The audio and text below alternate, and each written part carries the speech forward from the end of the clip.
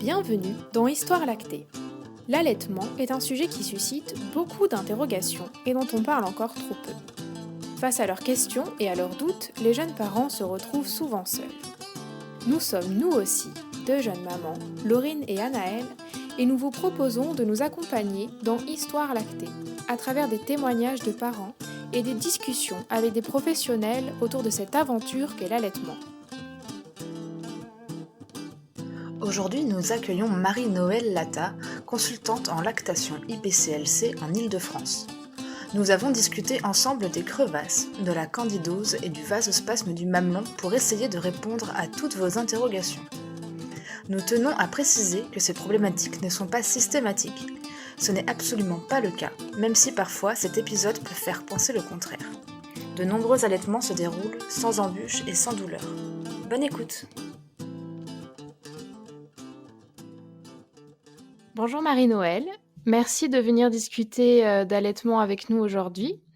Est-ce que tu peux commencer par te présenter et nous dire ce que tu fais dans la vie? Oui, bonjour à vous. Je m'appelle Marie-Noëlle, je suis, consultante en lactation IBCLC, je suis de formation infirmière puéricultrice, hein, je travaille, en PMI et l'autre partie de mon temps en libéral en tant que consultante en lactation. Alors aujourd'hui, du coup, on va parler de quelques bobos de l'allaitement, plus précisément des crevasses, de la candidose et du vasospasme du mamelon. Alors bobo, c'est peut-être un mot un peu léger par rapport à la douleur qui peut être vécue par une maman. Faut rappeler, je pense, pour commencer, que l'allaitement n'est pas censé faire mal. Chaque douleur a une cause et qu'il y a des solutions pour s'en sortir si on est bien accompagné. On va commencer du coup par les crevasses, parce que je pense que ça fait peur à beaucoup de mamans. Alors tout d'abord, qu'est-ce qu'une crevasse? Alors, une crevasse, c'est, la gerçure, du mamelon. C'est comme des fissures. Elle est d'aspect rouge, abrasé et en fait, la crevasse, elle peut suinter et ou saigner. Et comment apparaissent les crevasses? Donc généralement, la crevasse, elle c'est vraiment signe d'une mauvaise position du bébé au sein ou soit d'une technique de mise au sein qui n'est pas forcément adéquate ou sinon ça peut être dû à un problème de succion ou, ou lors d'une utilisation, d'un tire-lait qui n'est pas, utilisé de manière adéquate. Comme par exemple, une mauvaise taille de tétrelle et ça Mmh. peut aussi être dû, avec enfin si bébé a des tensions et donc du coup, les crevasses peuvent apparaître. Des tensions, ça peut être soit un frein de langue ou un torticolis, par exemple. D'accord. Et justement par rapport aux freins de langue, lèvres, joues et cetera, heu, Mmh. est-ce qu'on doit s'orienter rapidement vers quelqu'un pour savoir s'il y en a et les détecter au plus vite ou si on a des crevasses, par exemple? J'ai envie de dire que c'est important, oui, déjà de s'orienter vers une personne qui est, formée aux freins de langue, du moins au moins sensibilisée pour, que, ce professionnel puisse, évaluer la succion, évaluer si oui ou non il y a un frein de langue, ou pas, pour ensuite orienter, oui, c'est important. Et c'est qui est en général formé aux freins? Les professionnels formés au frein, ça peut être une professionnelle, formée à l'allaitement maternel, ça peut être un ostéo-chiro, ça peut être, ça peut même être une doula, vous voyez? Ça peut être plusieurs professionnels qui sont sensibilisés. Donc, c'est dans un premier temps, en fait, ce professionnel va pas diagnostiquer, va vous dire: «Oui, il y a un frein de langue» ou «Non, il y a pas de frein de langue» pour ensuite mettre un diagnostic sur ce frein de langue. Là, il faut s'orienter vers un médecin ORL, un chirurgien dentiste. Ça voilà, c'est les médecins, qui vont diagnostiquer ce frein de langue par la suite après. D'accord. Et le tire-lait, est-ce qu'il peut enfin, comme le tire-lait peut créer des crevasses, comment on fait pour Mmh. choisir la bonne taille de tétrelle? Donc dans un premier temps, ce qu'il faudrait faire, c'est, mesurer son mamelon. Lorsqu'on loue un tire-lait, généralement, il y a toujours une réglette, qui est fournie avec et donc il faut mesurer son mamelon avant l'utilisation du tire-lait et dès qu'on mesure son mamelon, ça va nous indiquer la taille de tétrelle adaptée pour pouvoir utiliser le tire-lait. par la suite. Cette mesure-là, elle se fait comme ça à froid ou est-ce qu'il vaut mieux la faire, par exemple, après une tétée? Elle peut se faire à froid, donc dans ce cas-là, si on le fait, avant une tétée par exemple, il faut toujours ajouter, 2 millimètres ensuite pour, OK. avoir la taille, à la taille correcte de la tételle ou après une tétée. Je conseille, dans l'idéal, de le faire après une tétée. Comme le mamelon, il a été stimulé, donc du coup, ce sera plus réel pour, pouvoir avoir une taille, réelle d'une tétrelle adaptée, pour l'utilisation. D'accord. Mmh. Par rapport à toutes les causes, est-ce que c'est souvent le bébé qui est mal positionné qui crée des crevasses? Oui, comme je le disais tout à l'heure, souvent ça peut être dû à un mauvais positionnement du bébé et donc revoir juste le positionnement va permettre de, résoudre, ces problèmes de crevasses et parfois comme, on le disait tout à l'heure par rapport aux problèmes de succion, ça peut être dû à un torticolis, ça peut être dû à un frein et bah, justement, voir un ostéo, un chiro par rapport à ce torticolis par exemple, bah, va régler le positionnement, de ce bébé au sein. Donc vraiment, il faut vraiment chercher la cause de cette crevasse, de ces crevasses en fait, pour pouvoir résoudre le problème. Est-ce que du coup, ça pourrait être pas mal de faire un check-up, à la naissance de l'enfant par un ostéo ou un chiro pour voir aussi s'il y a pas des tensions, pour être Oui. sûr que tout va bien de ce côté-là? Oui, tout à fait. Tout à fait. Après une naissance, faire un rendez-vous ostéo, chiro, c'est pas plus mal, c'est très bien pour voir si, tout s'est bien passé à la naissance, s'il y a pas de tension, si, bébé a pas de tension au niveau de la mâchoire. Oui, c'est pas mal. Justement, au contraire, de plus en plus maintenant, on encourage les mamans à aller, faire un check chez l'ostéo et le chiro après une naissance, que ça soit pour maman, mais aussi pour bébé. Oui. Mmh. Et si vraiment ça fait trop mal et que la douleur est intenable, qu'est-ce qu'on fait? Est-ce qu'il faut limiter les tétées? Est-ce qu'on peut utiliser un tire-lait en attendant? Ce genre de choses? Vraiment, par exemple, au contraire, limiter les tétés, ça va pas résoudre le problème. Ça va plutôt, on va pas revoir la mise au sein parce que du coup, bébé est moins au sein. Justement, remettre bébé dans une bonne position, permettre une grande ouverture de bouche, va permettre de guérir, ces crevasses. Si en attendant, cette maman, ne veut pas du tout, avoir son bébé au sein et souhaite tirer, et ben, pareil, il faut vraiment utiliser des Mmh. tétrelles adaptées pour éviter justement une blessure, donc une crevasse. Mais, ça va engendrer, en fait, si on met moins bébé au sein, bah, la production de lait de la maman peut être moindre. Donc, ça va pas résoudre le problème en soi. Oui. Et par exemple, si pendant une tétée, ça nous fait trop mal, on peut essayer de repositionner bébé. Comment est-ce qu'on fait pour casser sa succion sans se faire, mal soi-même? Parce que bon, si on tire sur le bébé alors qu'il est accroché, c'est Oui. c'est pas agréable non plus. Non, non, ça, c'est pas agréable du tout, effectivement. Pour casser, pour rompre une succion, toujours, par exemple, avec son petit doigt, au niveau de la commissure des lèvres du bébé et ben, positionner son petit doigt au niveau de la commissure des lèvres du bébé, au niveau de ses gencives. Ça va permettre de casser une succion sans forcément créer une douleur et créer une crevasse ou créer quelque chose qui sera pas top pour maman, en fait, en tout cas. Donc casser la succion avec le petit doigt, ça, c'est l'idéal, en tout cas. Mmh. Et en maternité, je sais qu'elles ont tendance à conseiller, aussi les bouts de sein en silicone. Selon toi, dans quelle situation est-ce qu'on peut les utiliser? Est-ce que ça peut être vraiment une bonne idée si on a vraiment trop mal?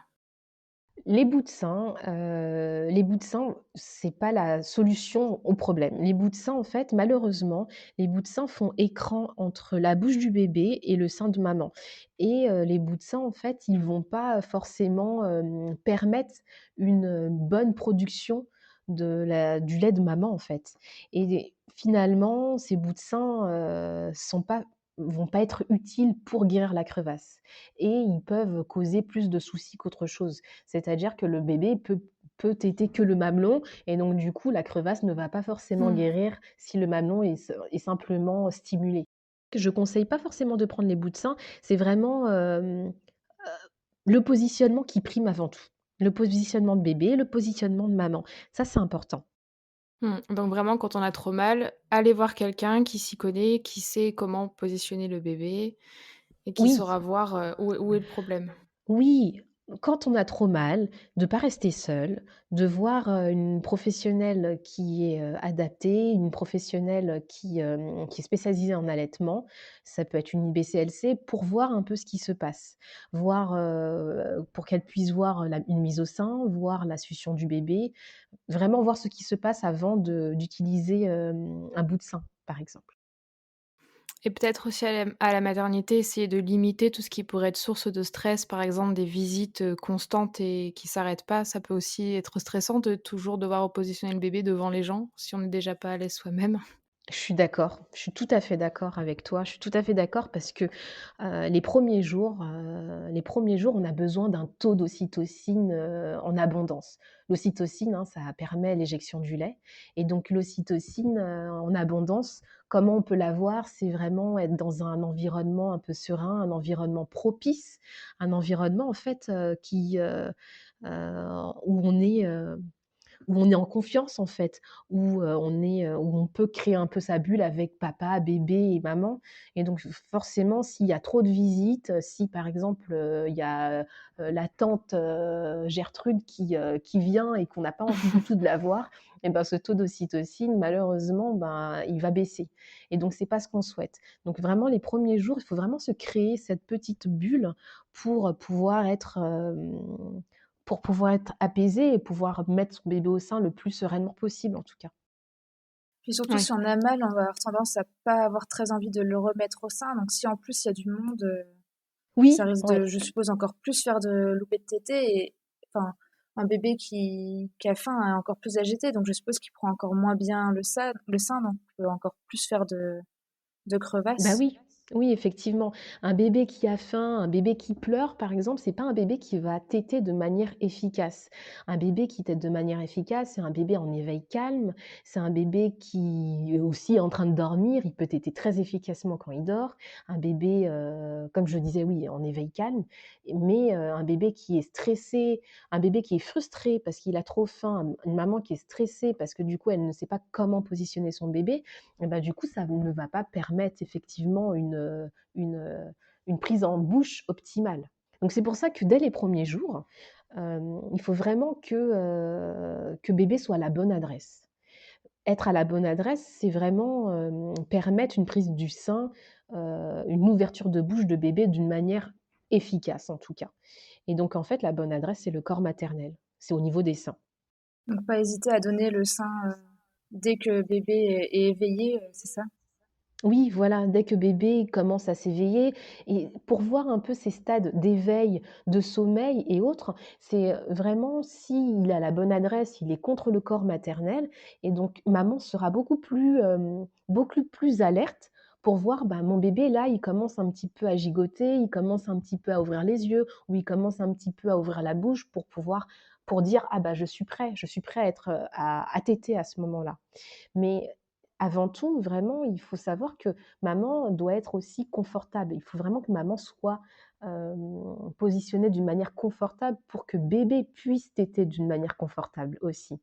Donc la manière confortable, c'est vraiment ne jamais être ni trop droite, ni trop allongée, être semi-inclinée vers l'arrière en fait et chaque mère va trouver son degré d'inclinaison et donc du coup, pour trouver son degré d'inclinaison, ben, c'est comme si qu'on était sur un transat.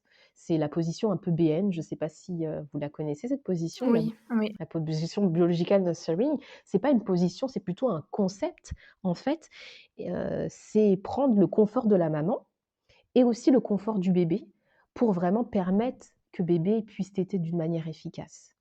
Et donc cette position, enfin ce concept, c'est que maman soit inclinée un peu semi-inclinée vers l'arrière et donc dans cette semi-inclinaison et ben, maman va prendre bébé au sein et va permettre, je sais pas, je suis en train de me perdre dans mes explications, mais en fait bébé en fait va être ventre contre ventre. Et quand il sera ventre contre ventre, ça va lui permettre d'être en contact avec sa bouche, avec ses bras, avec ses jambes, avec son sacrum. Et donc ainsi, dans cette position, il va faire une grande bouche et il va pouvoir téter de manière optimale. C'est vraiment en fait, enfin pas une position du coup, comme tu dis, un concept, enfin une manière de voir l'allaitement qui permet à tout le monde de se sentir à l'aise Voilà, et d'être voilà. de manière plus optimale et d'éviter du coup les crevasses. Effectivement, effectivement. C'est vraiment une danse entre maman et bébé, en fait. Et en fait, ce degré d'inclinaison, chaque mère va trouver ce degré d'inclinaison pour lui permettre d'être confortable dans cette position. Mais vraiment seulement quand cette maman est confortable, quand vous êtes confortable, là, vous pouvez amener bébé ventre contre ventre pour que lui, il puisse faire une grande bouche pour pouvoir bien prendre le mamelon et l'aréole au sein. Et d'ailleurs, on n'a pas exactement dit, du coup, par rapport aux crevasses, quelle est la bonne position par rapport à la bouche, par rapport au sein? Une position par rapport à la bouche, sa bouche doit être grande ouverte, il doit prendre le mamelon et une partie de l'aréole ou voire toute l'aréole. Sa lèvre inférieure, elle doit être retroussée, d'accord? Et sa lèvre supérieure, elle doit pas être rentrée, elle doit simplement être aussi retroussée, juste posée au niveau, du sein de maman. Ça, c'est une position de bouche adéquate et pour éviter aussi, de faire, crevasse sur le sein de maman et finalement, en fait, c'est une prise du sein, profonde, en fait, en bouche de bébé.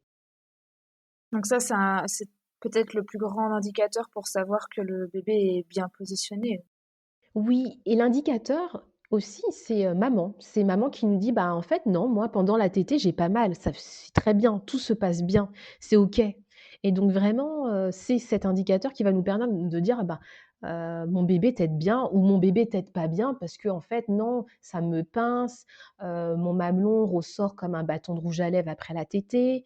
Voilà, c'est l'indicateur, le meilleur indicateur, c'est, la mère qui va nous le dire, si oui ou non ça fait mal pendant la tétée ou après la tétée, en tout cas. Et justement, en cas de crevasse, comment on fait si on a mal? Comment elle se soigne, physiquement parlant, sans parler forcément de la cause?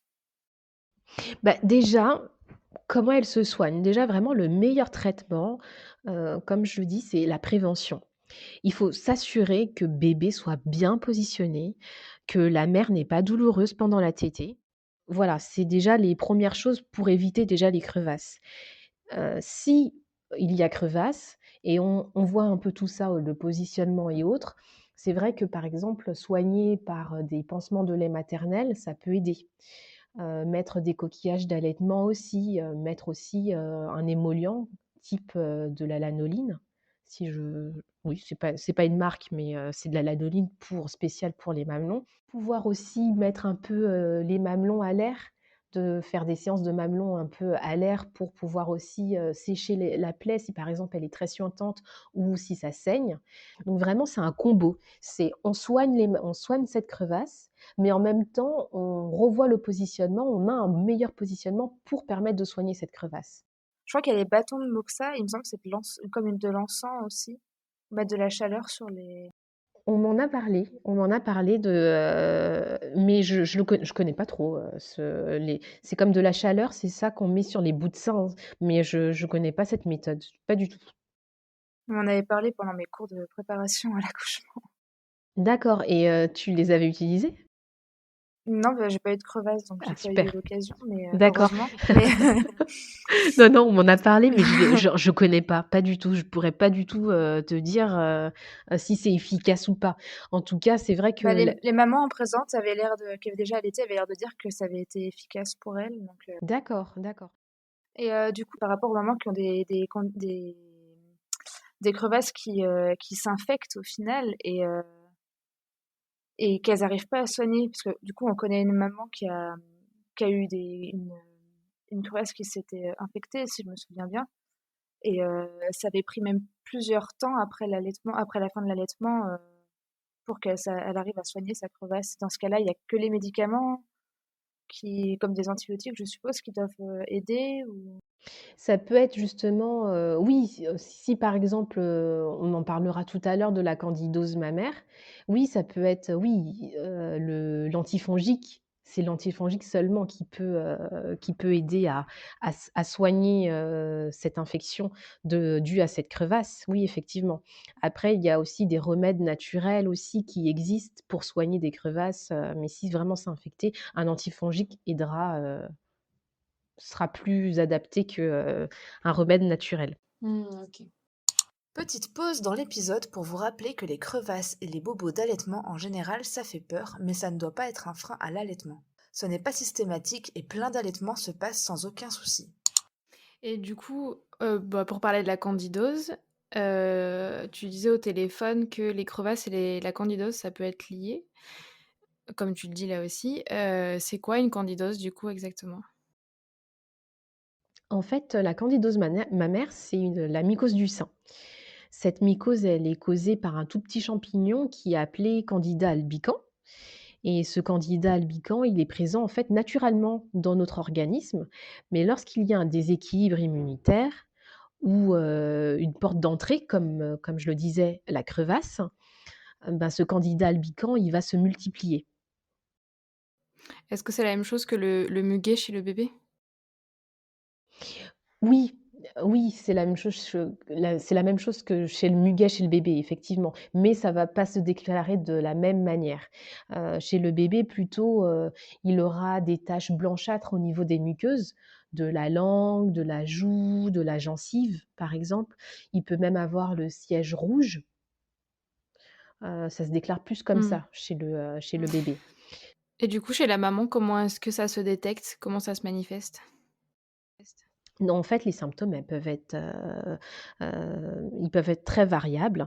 Les douleurs peuvent être internes, dans le sein, type brûlure, démangeaison pendant la tétée et après la tétée, et ça peut être aussi des douleurs typiques comme, des sensations, d'aiguilles dans le sein. Le mamelon aussi, il peut être, rosé, rouge ou luisant. Et donc tu disais que ça peut être, par exemple, une plaie ouverte qui peut déclencher la candidose. Qu'est-ce qui peut le déclencher d'autre? Donc oui, une plaie ouverte, donc du coup, ça s'infecte. Donc ça peut être aussi à la prise d'antibiotiques, par exemple pendant la grossesse ou à la naissance. Ça peut être, en cas de diabète, lors de prise de certains médicaments comme la cortisone, des hormones. On en parlait aussi tout à l'heure, l'utilisation de pansements de lait maternel, si c'est, utilisé d'une manière trop fréquente ou trop longtemps, même pour les coquillages d'allaitement, si ça a été conservé trop longtemps.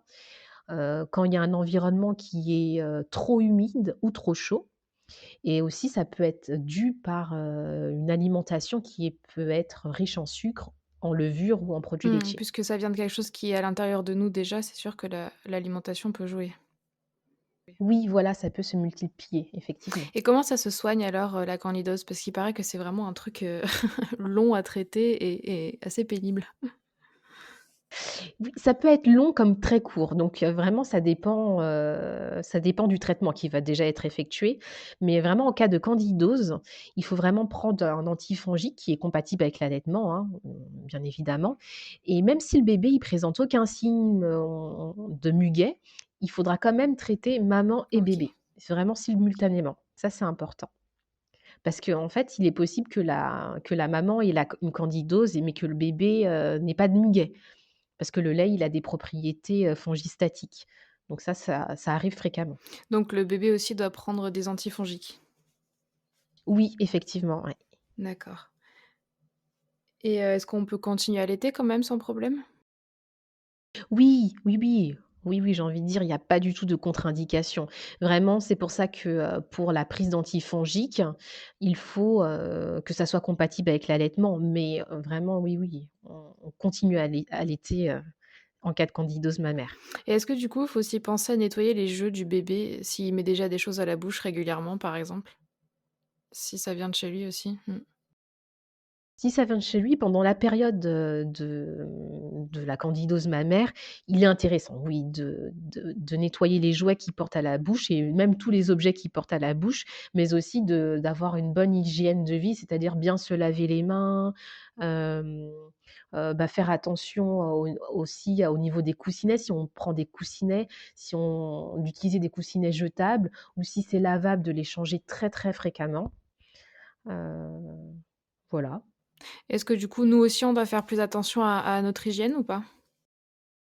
Oui, oui, oui, il faut faire attention à l'hygiène, c'est-à-dire bien se laver les mains, changer les coussinets comme je Mmh. disais, voilà. Après, même sa serviette, les serviettes de bain, les changer fréquemment. Ça, c'est important aussi de les laver fréquemment. OK. D'accord. Et du coup, maintenant, on va passer au vasospasme, à moins que tu veuilles rajouter quelque chose par rapport à la candidose. Non, je vois, j'étais en train de réfléchir si j'avais tout, si je vous avais tout dit par rapport à à ce qu'il faudrait faire, en cas de candidose, mais non, non, c'est bon, je j'ai fait le tour. D'accord. Hem, bon, du coup, par rapport au vasospasme du mamelon, je dois avouer que c'était pas un problème que je connaissais vraiment avant de préparer l'épisode. Enfin, j'avais juste entendu parler, et je pense que c'est quand même peu connu enfin, par rapport à l'allaitement. Est-ce que c'est un problème qui est courant? C'est pas un problème si courant que ça, finalement. C'est un problème aussi qui peut être, mal diagnostiqué aussi, on peut vite se tromper par une candidose mammaire. Donc c'est pour ça que c'est important et c'est intéressant de voir, vraiment une professionnelle, heu, qui sache ce qu'est qu'un vasospasme, en fait, pour Oui. pouvoir bien, le diagnostiquer, en tout cas le détecter.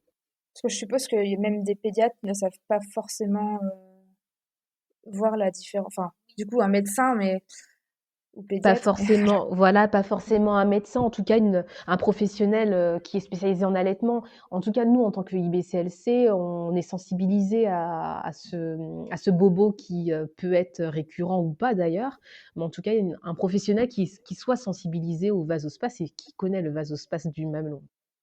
donc dès qu'on a un doute, vaut mieux aller voir quelqu'un, comme une IBCLC par exemple, comme ça on est sûr Oui, des réponses qu'on nous apporte.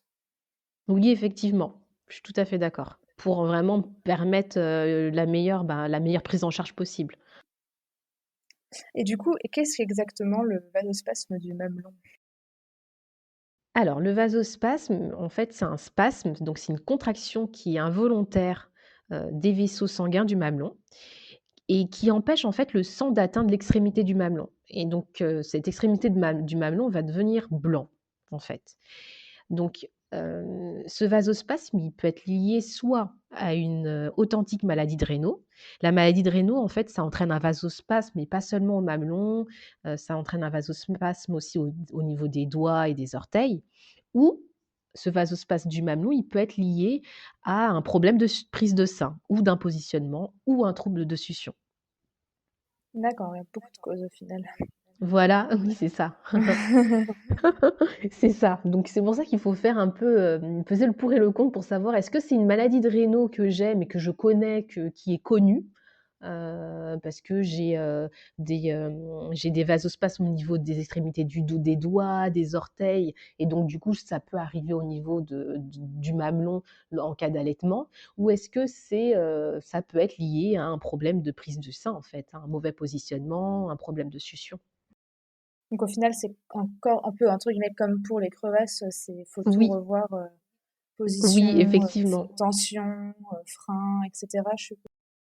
Oui, effectivement, c'est ça. En fait, c'est pour ça que je disais que, le diagnostic, ils peuvent être un peu, on peut se tromper parce que finalement, ça peut être, dû on penserait que ça peut être dû à une candidose mammaire alors que non, en fait, ça l'est pas. Donc vraiment, voir une professionnelle spécialisée en allaitement va permettre de, poser, d'être accompagnée pour voir vraiment si oui ou non c'est un vasospasme. Et que faire du coup si on a un vasospasme? Donc en fait, que faire? Ce que j'ai pas dit, c'est que la douleur, ce qui est important, c'est que la douleur, elle peut être présente, pendant la tétée, après la tétée, entre les tétées.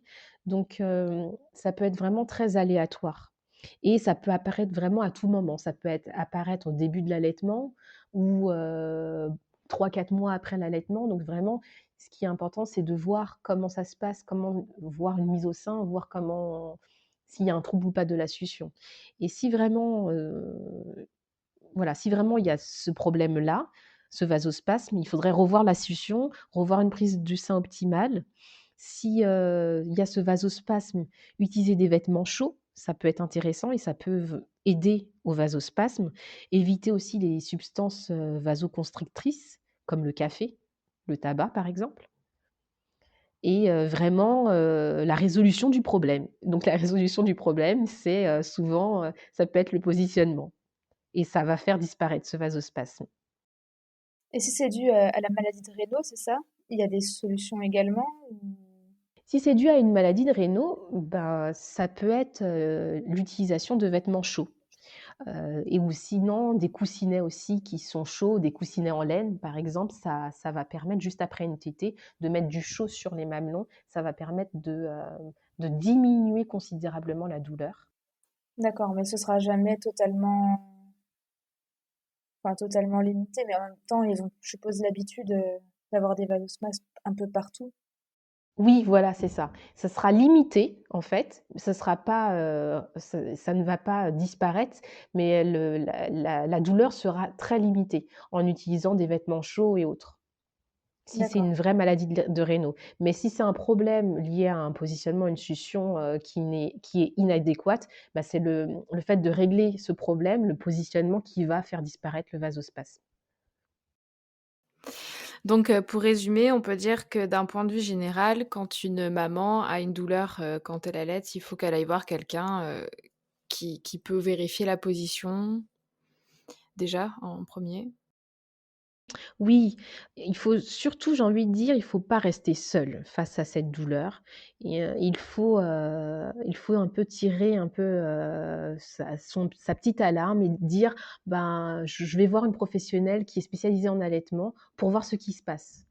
Chaque mère est dans la capacité d'allaiter son enfant et peut trouver justement, son positionnement, sa capacité d'allaiter et pour que bébé puisse bien téter.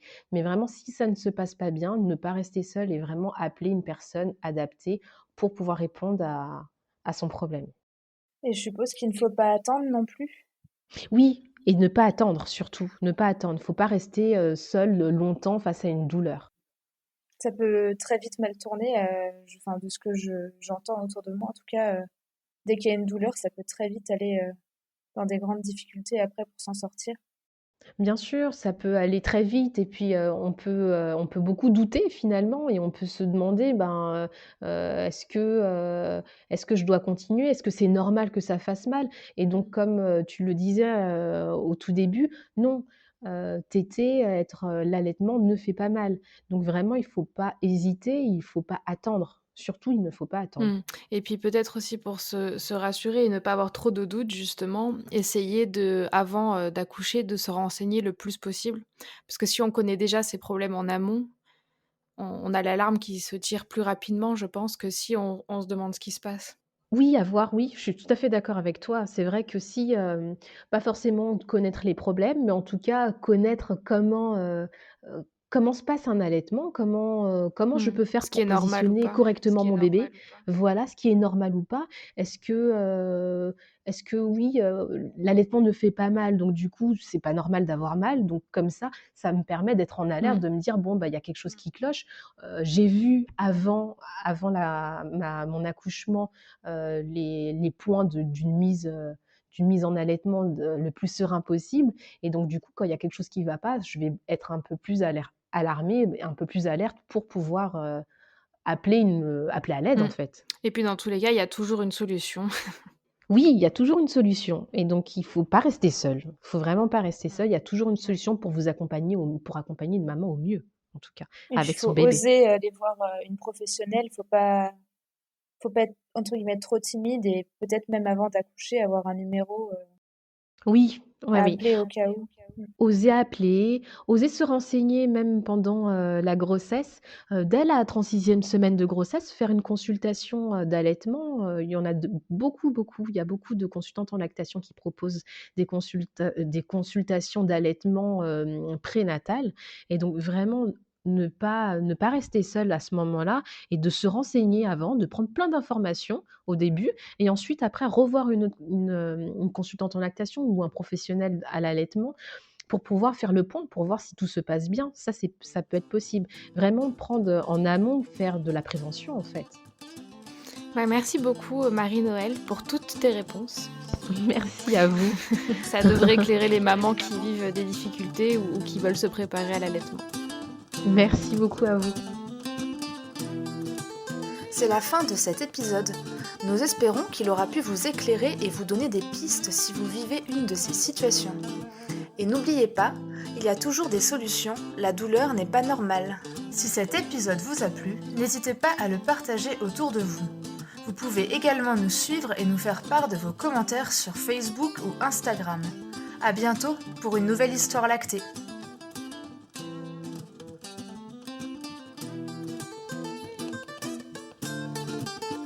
Life's a foolish game. Hey, life's a foolish game. Life's a foolish game.